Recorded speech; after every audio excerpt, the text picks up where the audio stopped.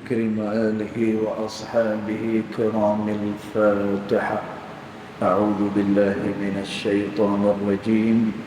بسم الله الرحمن الرحيم. الحمد لله رب العالمين الرحمن الرحيم مالك يوم الدين. إياك نعبد وإياك نستعين. اهدنا الصراط المستقيم صراط الذين أنعمت عليهم غير المغضوب عليهم ولا الضالين.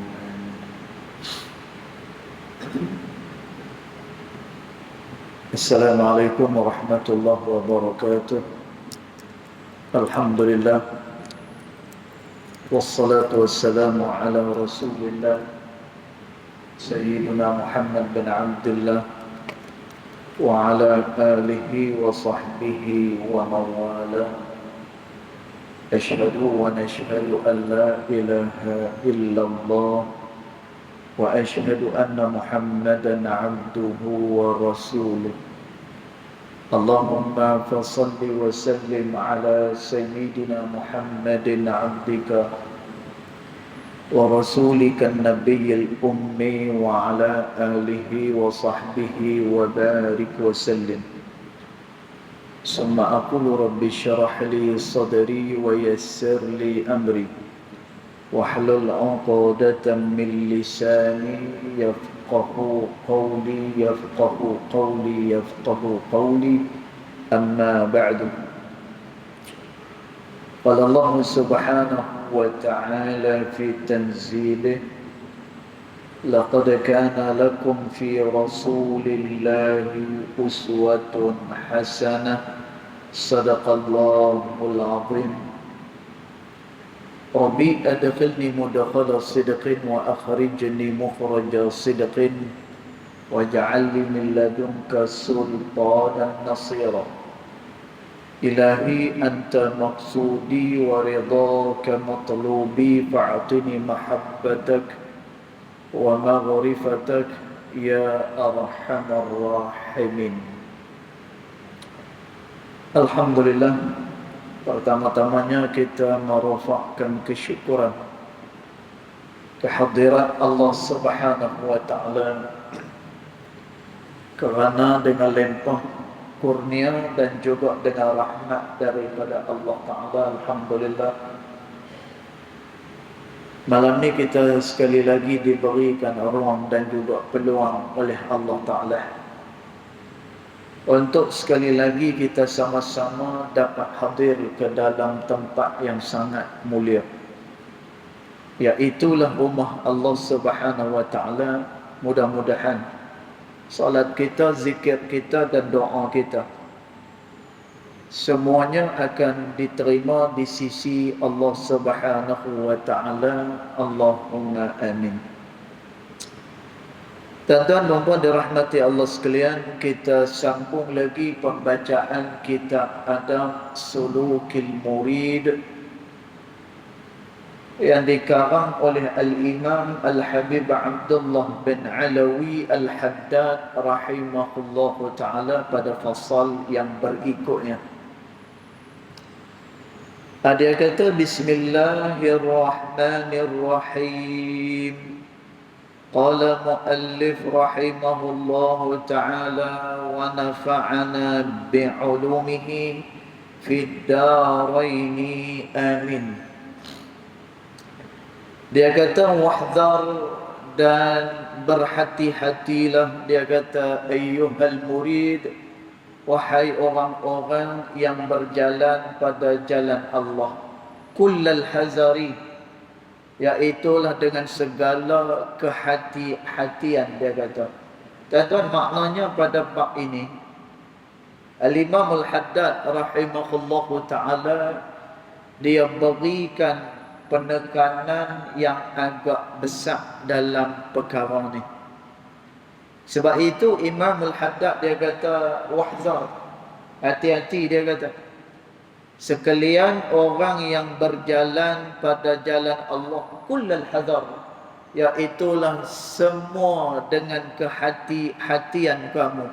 Tuan-tuan, maknanya kena hati-hati sungguh. Apa dia? Min tarukil jumu'ati. Ini yang pertama.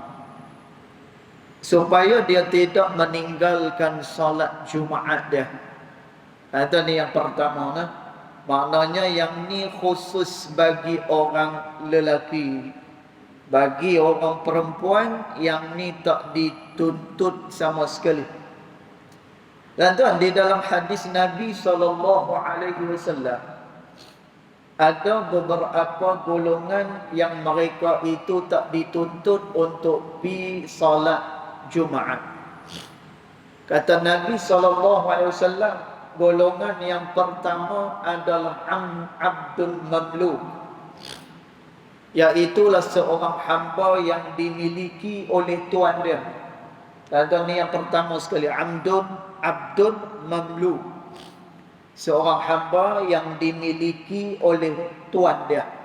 Maknanya hamba. Dan tuan, yang ni tak dituntut untuk pergi salat Jumaat. Yang keduanya kata Nabi SAW, imra'atun, iaitulah orang perempuan kata Nabi. Dia tak dituntut untuk pergi sembahyang Jumaat. Dan tuan, kadang-kadang orang perempuan dia mengeluh, kami ni semua tak boleh. Nak solat Jumaat macam orang lelaki tak boleh. Kemudian nak ibadat macam orang lelaki pun tak boleh. Dan ada kalanya kami ni bila main waktu-waktu tertentu, maka kami tak boleh nak melakukan ibadat kepada Allah. Dan tuan, bukan hanya setakat tu, baca Al-Quran pun tak boleh pada satu-satu waktu bagi orang perempuan. Dan tuan, tapi Masya Allah, orang perempuan adalah orang yang Allah Subhanahu Wa Taala jadikan mudah untuk mereka masuk ke dalam syurga Allah Subhanahu Wa Taala. Kata Nabi SAW, orang perempuan jaga 4 perkara ni. Kalaulah dia jaga 4 perkara ni, maka dia boleh masuk ke dalam mana-mana pintu syurga yang dia kehendaki, kata Nabi SAW. Dan tuan, yang pertama sekali, iqamatus salat. Hendaklah mereka mendirikan sembahyang. Dan tuan, kalau boleh pesan ni ingat, dan kita habaq kepada isteri dan juga anak-anak perempuan kita. Dan Nabi SAW kata, yang pertama, iqamatus salah. Hendaklah orang perempuan itu dia mendirikan sembahyang. Yang kedua, saumu Ramadan. Kemudian hendaklah dia berpuasa pada bulan Ramadan. Dan itu yang kedua, bila mai bulan Ramadan, dia berpuasa pada bulan Ramadan. Kemudian yang ketiga, hifzul muru'ah. Dia menjaga maruah diri dia. Dan dia jaga maruah diri dia. Tak mudah-mudah orang nak tengok maruah dia, dan dia pun tak mudah-mudah gadai maruah dia. Dan tuan, kemudian yang keempat, ta'atuz zauj. Hendaklah dia taat kepada suami dia. Dan tuan, ada orang dia tanya, Ustaz, saya suami dah lama mati ya, maka tak cukup 4 perkara ni. Dan tuan, tak cukup tak apa, buat yang mana cukup. Buat yang mana cukup. Kalau agak-agak elok lagi, cari laki lagi. Contoh, ada juga orang yang dia tanya macam tu. Tuan-tuan, apa hak yang dia boleh buat, maka dia buat. Apa yang ada pada dia, maka dia buat. Dan tuan, maka 4 perkara tadi. Mendirikan sembahyang, kemudian dia berpuasa pada bulan Ramadan, kemudian dia menjaga maruah diri dia, kemudian dia taat kepada suami dia. Kata Nabi SAW, dia boleh masuk ke dalam mana-mana pintu syurga yang dia kehendaki, kata Nabi SAW. Dan tuan, ni adalah kemudahan dan juga anugerah daripada Allah Subhanahu wa taala untuk orang-orang perempuan. Tentu sebab itu ulama kata orang perempuan ni dia agak sedikit susah di dalam agama ini. Dan dalam agama ni dia susah. Susah antaranya tadi kita sebut. Dan dia tak boleh berterusan dalam beribadat pada Allah. Ada sesetengah waktu, ada sesetengah masa dia kena berhenti daripada beribadat kepada Allah. Dan dia kena berhenti serta-merta. Contoh, kalaulah dia tawaf, misalnya tengah duk tawaf, tiba-tiba dia kedatangan haid, tuan-tuan, pada masa itu hendaklah dia berhenti dan keluar daripada tempat tersebut. Tuan-tuan, punya sukar, punya berat orang perempuan ni. Tuan-tuan, tapi kata ulama, Allah Subhanahu wa taala dengan rahmat dia telah menjadikan nilaian orang perempuan itu sangat besar pada sisi Allah Subhanahu wa taala. Tuan-tuan, besar tak besar Nabi sebut tadi dah. Nah, 4 perkara yang dilakukan oleh orang perempuan, maka dia boleh masuk dalam mana-mana pintu syurga yang dia kehendaki, kata Nabi sallallahu alaihi wasallam. Tuan-tuan, satu hari perempuan Ansar dia jumpa dengan Nabi sallallahu alaihi wasallam. Tuan-tuan, masya-Allah, perempuan Ansar adalah perempuan yang dipuji oleh Nabi sallallahu alaihi wasallam. Tuan-tuan, pasal apa? Kerana kata Nabi sallallahu alaihi wasallam, perempuan Ansar adalah yang tidak malu nak bertanya berkenaan dengan perkara-perkara agama. Dan masya-Allah, sebab itu Nabi SAW ni dia suka kepada wanita Ansar, sebab depa ni tak pernah malu dengan Nabi SAW untuk bertanya berkenaan dengan agama mereka. Dan satu hari ada orang perempuan tanya dengan Nabi SAW, "Ya Rasulullah, kami ini tak boleh buat apa? Kalaulah ketika mana kami sedang memasak," kata perempuan ni, "tiba-tiba suami kami menginginkan kami, dia berhajat kepada kami, kami wajib meninggalkan pekerjaan kami. Ketika mana kami nak berpuasa sunat, kami kena minta izin daripada suami kami." Dan dia nak puasa sunat pun dia kena minta izin daripada suami dia.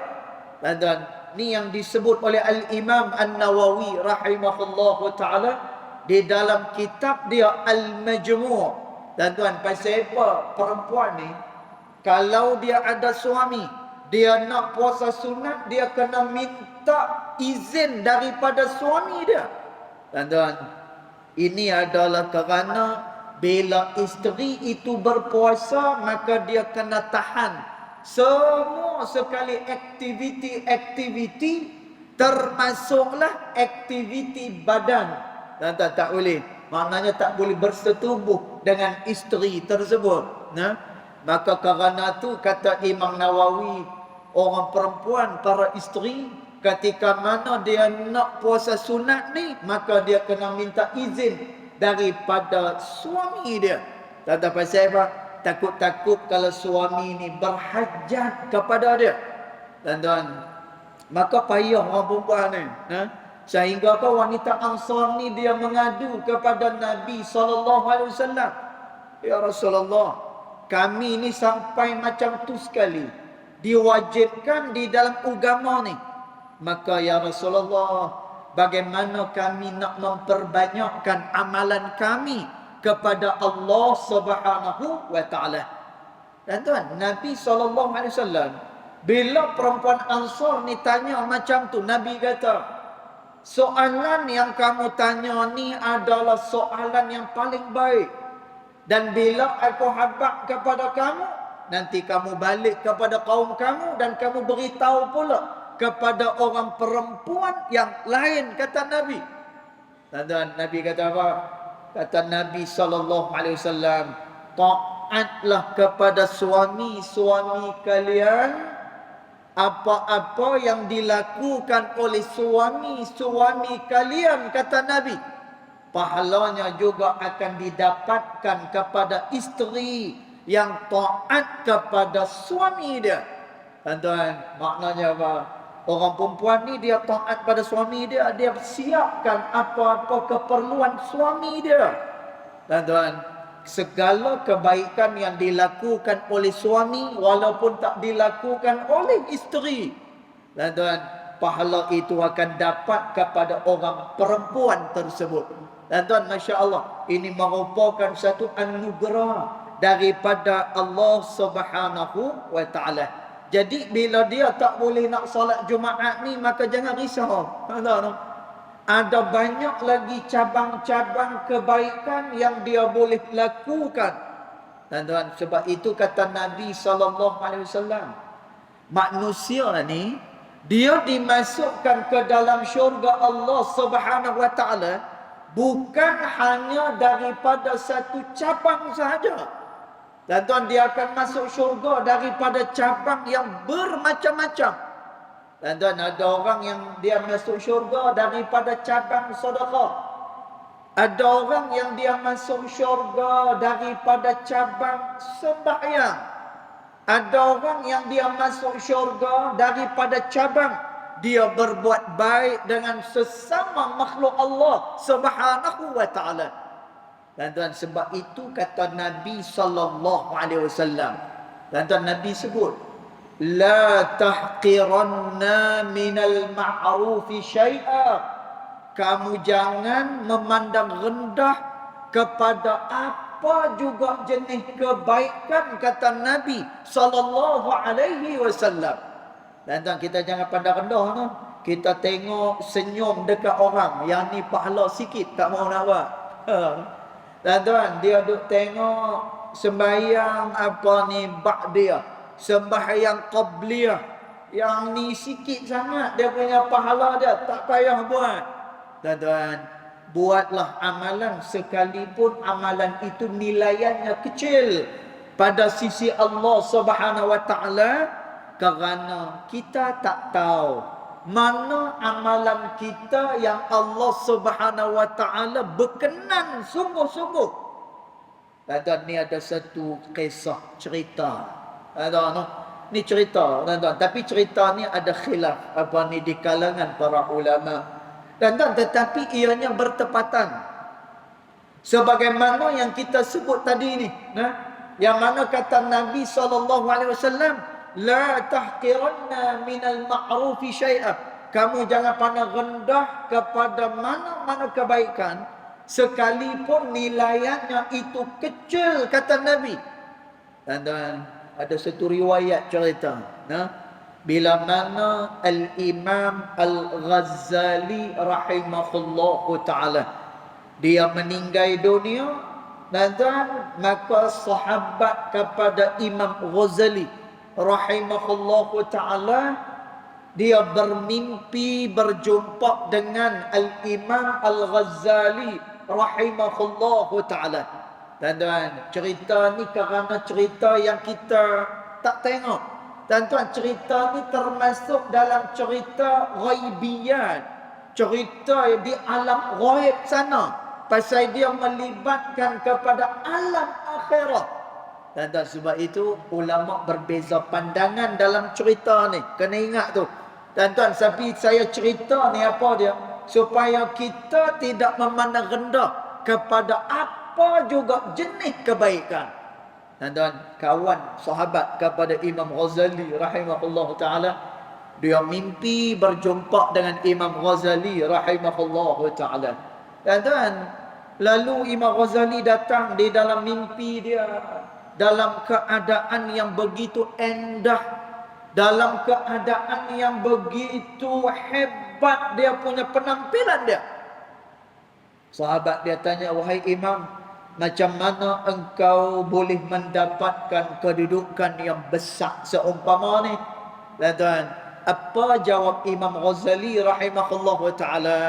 Aku mendapatkan semua ini adalah Kerana Allah Subhanahu wa taala redha kepada sembahyang malam aku, kata Imam Ghazali rahimahullah taala. Dan benda ni Allah taala alam lah, pasal dia benda ghaibian, benda yang kita tak nampak, dia di alam akhirat sana. Dan kisah ini pula adalah kisah mimpi. Kalau betul-betul lah, kalau tak betul pun tak betul lah. Tuan-tuan, tetapi apa dia ibrah? Apa dia pengajaran yang boleh kita ambil daripada cerita ni? Tuan-tuan, dia bertepatan dengan hadis Nabi SAW. Kita jangan pandang rendah kepada apa pun juga kebaikan yang ada dekat dengan kita. Tuan-tuan, pasal apa? Kerana kita tak tahu manakah dia amalan yang benar-benar dia mendapatkan ridha daripada Allah Subhanahu wa taala. Baik. Jadi kata Imam Al-Haddad rahimahullah taala, jaga-jaga, dia kata, wahai orang yang berjalan pada jalan Allah, kullal hadari, dengan segala kehati-hatian, min tarkil jum'ah, kamu jangan tinggal sembahyang Jumaat, kata Nabi SAW. Tuan-tuan, di sana ada hadis Nabi SAW. Kata Nabi SAW, man taraka salata juma'in, kata Nabi, siapa-siapa dia yang meninggalkan 3 kali Jumaat, kata Nabi SAW, kemudian tahawana biha, dan dia meringan-ringankan solat Jumaat itu, kata Nabi. Tuan-tuan, apa dia balasan bagi orang yang dia meninggalkan solat Jumaat? Apatah lagi dia tinggalkan selama 3 kali Jumaat. Tahawunan biha, dia meringan-ringankannya. Tuan-tuan, di sini ulama dia terang. Tuan-tuan, dia tak hadir solat Jumaat ni bukan kerana apa-apa. Dia tak hadir solat Jumaat itu kerana tahawunan biha, kerana dia meringankan solat Jumaat tersebut. Tuan-tuan, mungkin kerana dia malas. Tuan-tuan, mungkin kerana dia memang tak mau dirikan solat fardu Jumaat, nak sembahyang seorang-seorang di rumah. Tuan-tuan, 3 kali Jumaat, kata Nabi SAW, taba'allahu ala qulubihim, Allah akan cop ke dalam hati dia, kata Nabi SAW.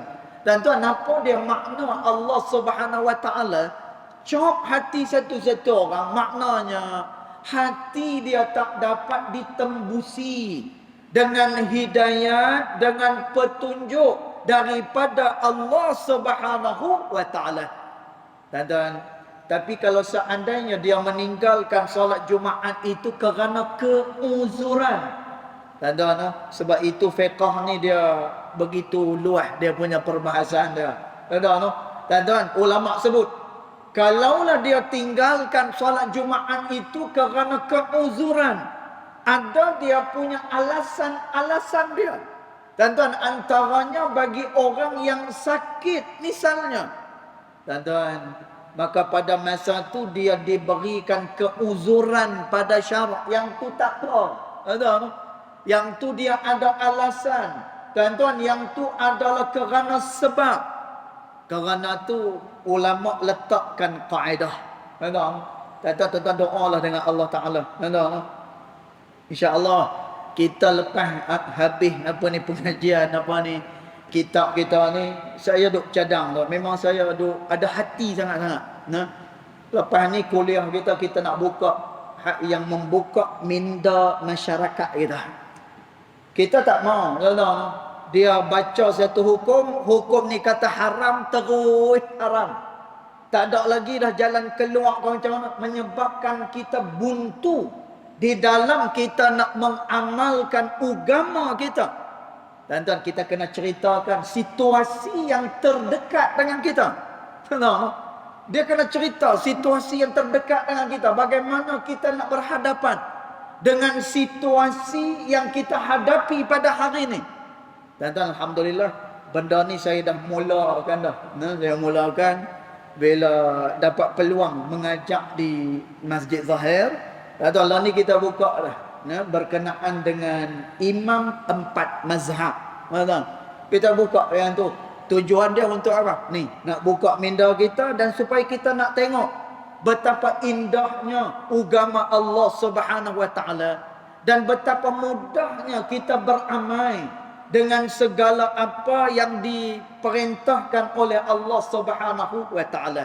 Dan tuan, sebab itu Allah Subhanahu wa taala kata, la yukallifullahu nafsan illa wus'aha. Allah tidak bebankan kepada seseorang melainkan benda itu benda yang sanggup untuk diterima oleh seseorang manusia.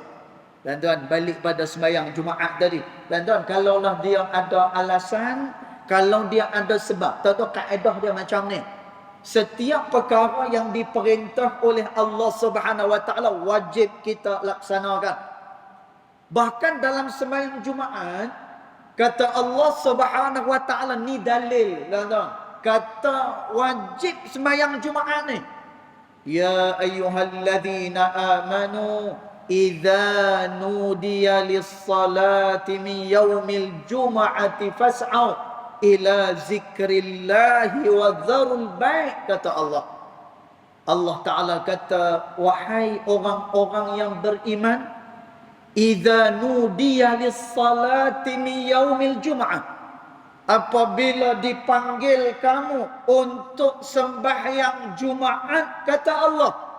Tuan-tuan, masa tu kita nak kena buat apa? Bila dipanggil hari Jumaat, bila diseru supaya sembahyang Jumaat, tuan-tuan, kita kena tinggalkan semua sekali dan kita kena pi solat Jumaat. Wazarul bai', dan juga hendaklah kamu tinggalkan perniagaan pada hari tersebut.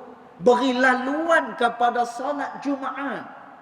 Tuan-tuan, bila dah selesai kita solat Jumaat ni, kata Allah Subhanahu wa taala, fa idza qudiyatis salah, apabila kamu dah selesai daripada mengerjakan sembahyang, kata Allah, fantashiru fil ardi wabtaghu min fadlillah, maka kamu bertebaran di atas muka bumi Allah dan kamu carilah kelebihan-kelebihan yang disediakan oleh Allah Subhanahu wa taala. Dan jadi ini dalil apa ni wajibnya solat Jumaat tersebut. Dan tuan, tapi kita manusia hidup ibarat roda. Tuan, hari ni kita kuat dan sehat hari ni. Tuan, esok belum tentu lagi keadaan kita macam hari ni. Belum tentu. Tuan, mungkin esok kita tak boleh bangun. Tuan, mungkin esok entah apa yang akan jadi kepada kita. Tuan, ketika mana satu orang dia berada dalam keadaan-keadaan tertentu dan dia tidak mampu nak melakukan apa yang diperintahkan oleh Allah. Tuan, dekat sini agama panggil dia sebagai rukhsah. Tuan, rukhsah ni apa dia? Kelonggaran daripada agama, kelonggaran daripada Allah Subhanahu wa taala. Dan sebab itu Nabi SAW sebut. Tadi kita sebut ada 4 golongan tak dituntut untuk dia mengerjakan solat Jumaat. Dan tuan, yang pertama siapa dia? Hamba yang dimiliki. Yang kedua orang perempuan. Yang ketiga sabi, iaitulah kanak-kanak kecil. Kemudian yang keempatnya adalah maridun, iaitulah orang-orang yang sakit, kata Nabi sallallahu alaihi wasallam. Dan tuan, sebab tu tuan-tuan, bila mana kita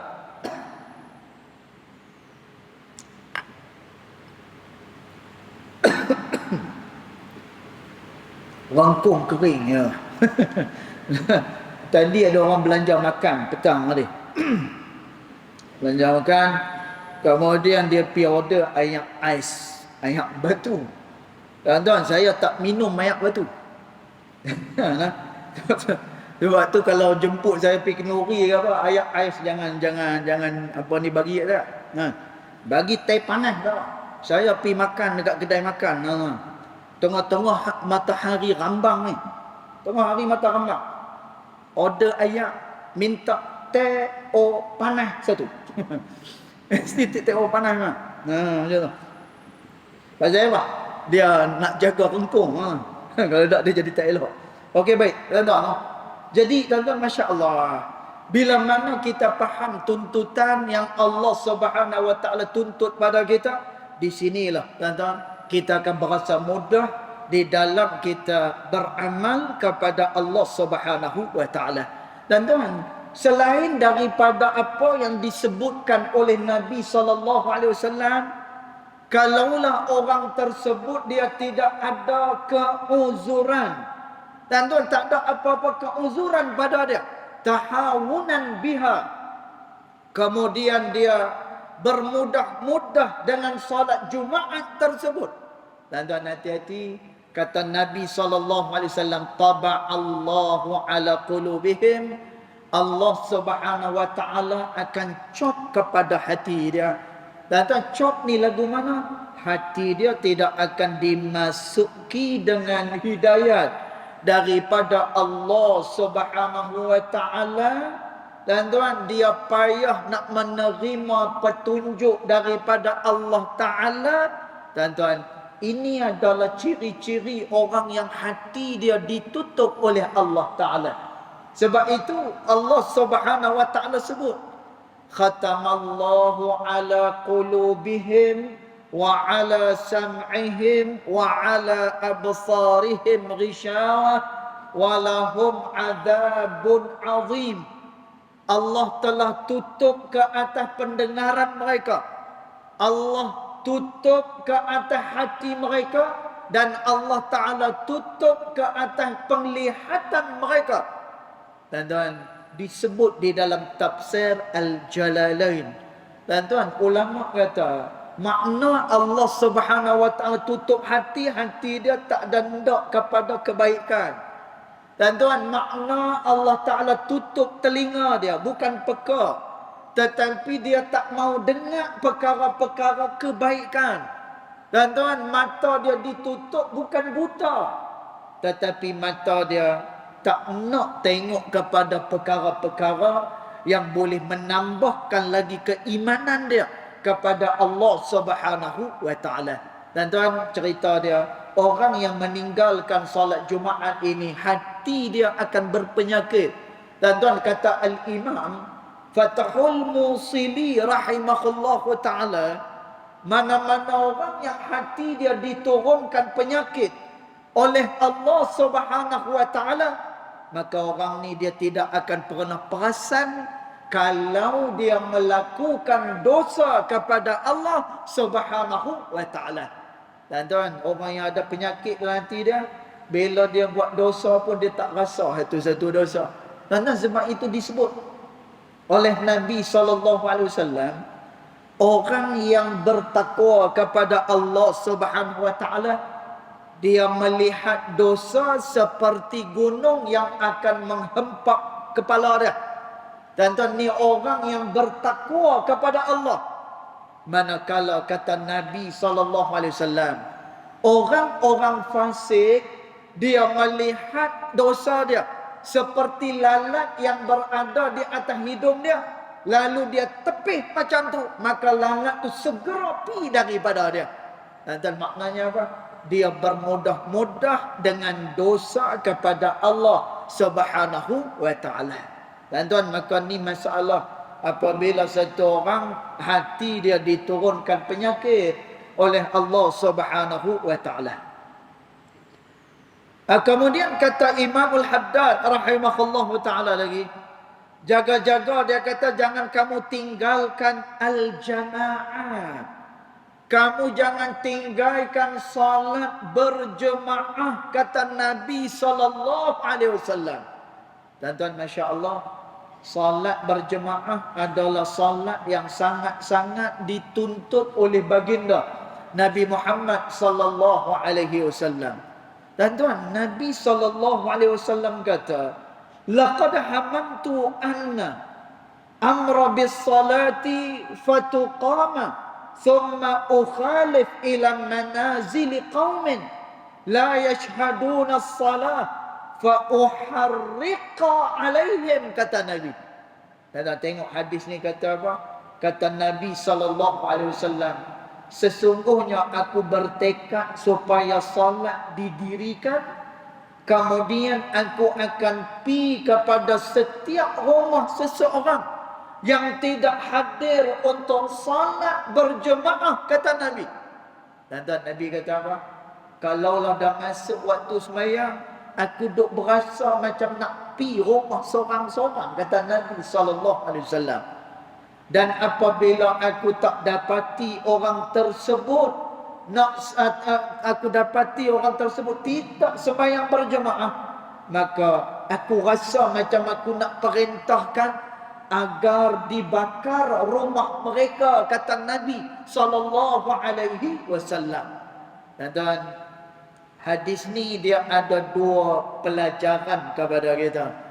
Dan yang pertama, hadis ni galakkan daripada Nabi SAW supaya satu-satu orang itu dia melaksanakan sembahyang 5 waktu adalah di rumah Allah Subhanahu wa taala. Dan digalakkan daripada Nabi SAW. Dan tuan, walaupun sembahyang berjemaah ni muktamad di dalam mazhab Syafi'i, dia adalah fardu kifayah. Dan tuan, kalau dah ada dah satu orang imam, kemudian satu orang makmum, dan tuan, itu dah melepasi apa yang dituntut di dalam agama ni. Dan tuan, maknanya memadai dah. Kalau tempat tu ada satu orang imam, kemudian ada satu orang makmum, dan tuan, maka dah mencukupi dah tuntutan Allah pada salat berjemaah tersebut. Dan tuan, perkara ini disebut di dalam kitab Taqriratus Sadidah, berkenaan dengan salat berjemaah. Dan tuan, tetapi dia tetap dituntut sangat-sangat oleh Nabi SAW. Sehingga kata Nabi SAW, kalaulah orang ni tidak ada keuzuran, lalu dia tidak hadir ke masjid, kata Nabi. Dan Nabi nak buat apa? Fa uharriqa alaihim, aku rasa aku nak pi bakar rumah orang tersebut.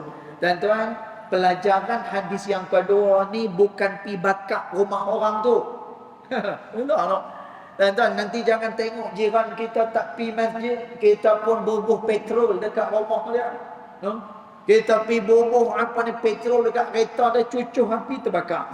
Dia kata, yang ni perintah Nabi SAW. Dan tuan, bukan tu yang dimaksudkan oleh Rasulullah SAW, tetapi maksud Nabi akan bakar rumah orang yang tak pergi solat berjemaah ni, nak tunjuk kata tuntutan yang begitu berat daripada Nabi Muhammad SAW untuk seseorang itu salat berjemaah. Dan tuan, satu hari ada satu orang sahabat Nabi SAW, dia jumpa dengan Rasulullah SAW. Dan sahabat Nabi ni dia buta. Dan siapa dia yang buta ni? Iaitulah Abdullah ibnu Ummi Maktum. Dan ni salah seorang daripada muazzin baginda Nabi Muhammad SAW. Dan satu hari Abdullah ibn Ummi Maktum dia jumpa dengan Nabi SAW. Ya Rasulullah, boleh tak aku minta pengecualian daripada sembahyang berjemaah kerana aku sukar nak keluar daripada rumah. Tak ada orang yang boleh bawa aku pergi ke masjid. Dan Nabi kata apa? Mula-mula Nabi kata, baik, aku benarkan engkau wahai Ummi Maktum supaya engkau mendirikan sembahyang di rumah, kata Nabi. Dan tuan, bila mana nak berpisah ni, Nabi berjalan sikit. Tuan-tuan, akhirnya Nabi panggil semula Abdullah ibnu Ummi Maktum. Nabi panggil dia. Nabi kata, hal sami'tan nida? Maaf, Nabi kata, aku nak tanya dengan kamu. Adakah kamu dengar orang azan ataupun tidak, kata Nabi. Tuan-tuan, Abdullah ibnu Ummi Maktum dia kata apa? Sami'tu ya Rasulullah. Ya, aku dengar, aku masih lagi dengar orang mengalunkan azan. Tuan-tuan, apa kata Nabi SAW? Fa tusalli jama'ah.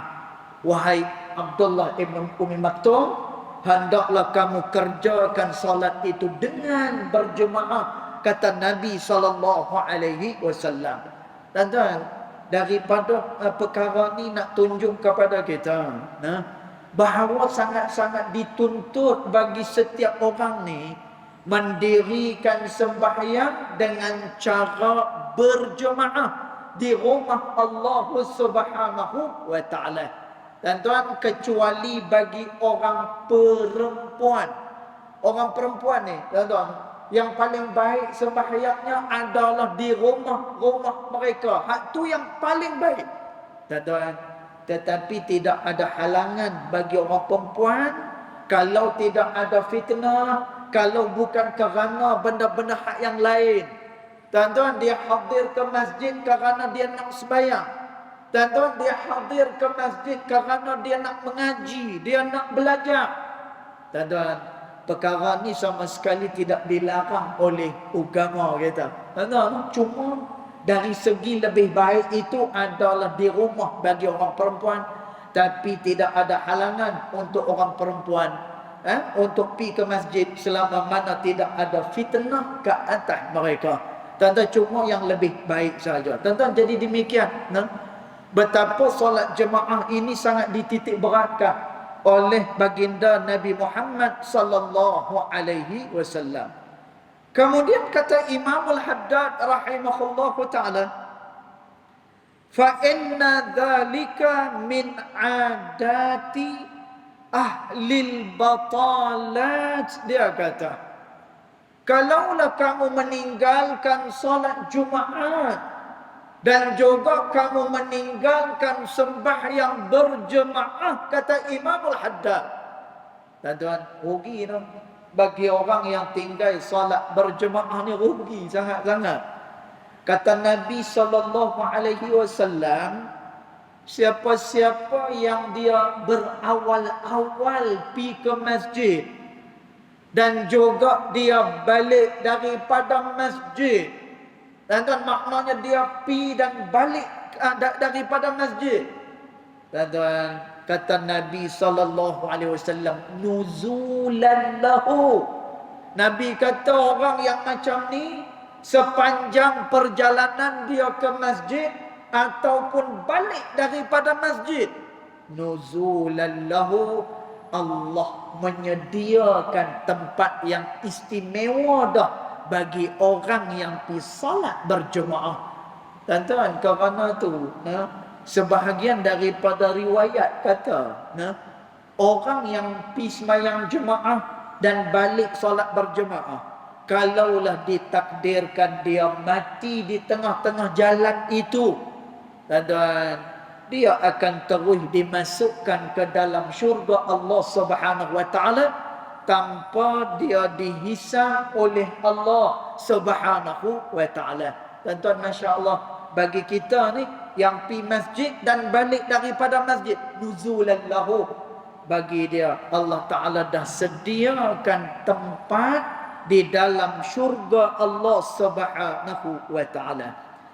Maka kata Imam Al-Haddad, siapa-siapa yang meninggalkan salat Jumaat dan juga dia meninggalkan sembahyang berjemaah, fa inna zalika min a'dati ahlil batalat.